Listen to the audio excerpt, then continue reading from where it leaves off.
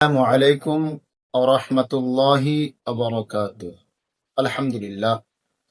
আজকে আমি আপনাদের সামনে গুরুত্বপূর্ণ আরেকটি বিষয় নিয়ে আসলাম। বিষয়টা হলো তিন ব্যক্তিকে সম্মান করার অর্থ হচ্ছে আল্লাহকে সম্মান করা।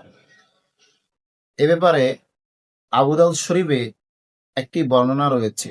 নবীজি সাল্লাল্লাহু আলাইহি সাল্লাম বলেন, তিন ব্যক্তিকে সম্মান করার অর্থ হচ্ছে আল্লাহকে সম্মান করা। এক নাম্বার, বৃদ্ধ মুসলমান।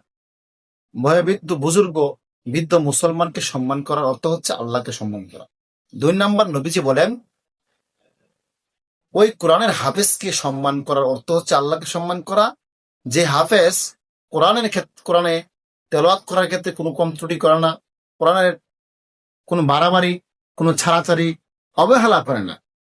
ওই হাফেজকেও সম্মান করার অর্থ হচ্ছে আল্লাহকে সম্মান করা।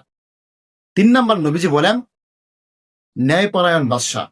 ন্যায়পরায়ণ বাদশাহকে সম্মান করার অর্থ হচ্ছে আল্লাহকে সম্মান করা।